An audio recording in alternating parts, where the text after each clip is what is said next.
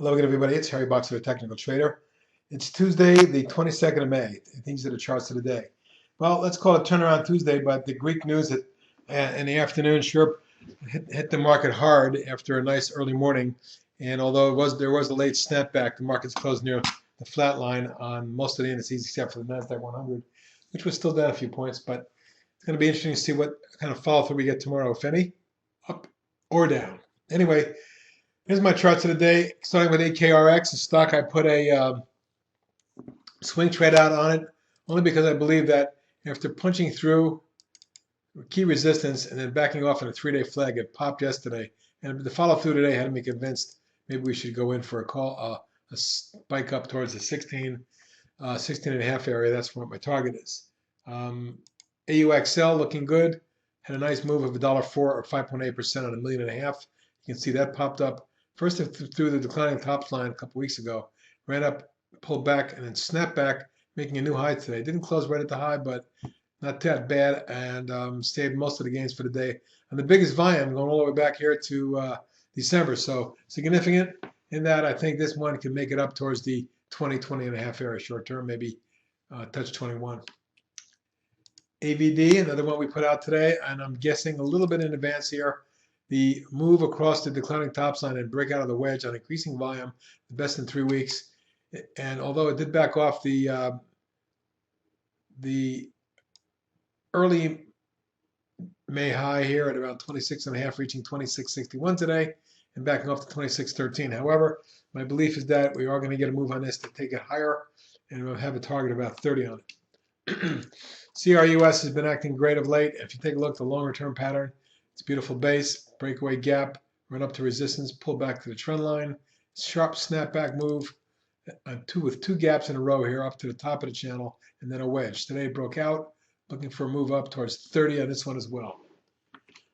Triple D, it's 3D Systems with a nice falling channel here that was broken today with a pop. Now it needs to get above today's high about 28.75. If it does that, look for a move to 31 short term. Secondary target 33.5, 34. Designer Shoe Warehouse had a nice move today. As you can see, breaking out of the March-April consolidation and breaking out of the recent falling wedge with an explosive move on sharply high earnings. And what I like about it is that it gapped up at resistance and blew through that and closed at the upper end of the range of 543, nearly 10% on 2.1 million, which, by the way, was the biggest volume going all the way back to January. At this point, we can draw lines across the highs and lows and project a channel, potentially somewhere up in this zone, and we'll call for a move to the top of that channel around 66, 67. Gene had an explosive move today. That's Genetic Technologies. The 1 year falling wedge here was broken out, and it took out not only the lateral price resistance, 2 of them, but the declining tops line and 2 moving averages. So a very strong close as well. Although it was off about 19 cents off the high, it was still up $1.58 or 65.5%. Volume was $1.5 million, by far the biggest volume since way back in let's call it a year ago. And at this point, I'm looking for an extension that could take this up near the 495 zone. Patrick Industries, one of our other swing trades, although it took a dip for 3 days, may have violated some of our stops. It did not violate the gap, and it held the trend line and snapped back $1.15 or almost 10% today.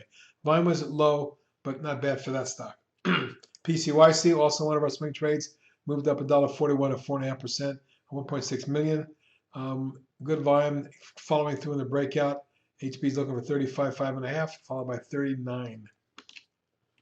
PPC, another one of our swing trades put out today, broke out through clean, multiple tops, and closed above it, up 44 cents or 6%. 2.9 million traded, by far the biggest volume since March. Next target is 8. Let's call it 65, followed by a top of the channel test, which could get this up to 10.5 range. ROSG, I wanted to point this out because after the big snapback I had recently, after holding here on the 50-day and price support, exploded back to retest the highs in the declining tops line. But note that when the pullback happened here, the stock is held for 2 days, with an inside day today on lower volume.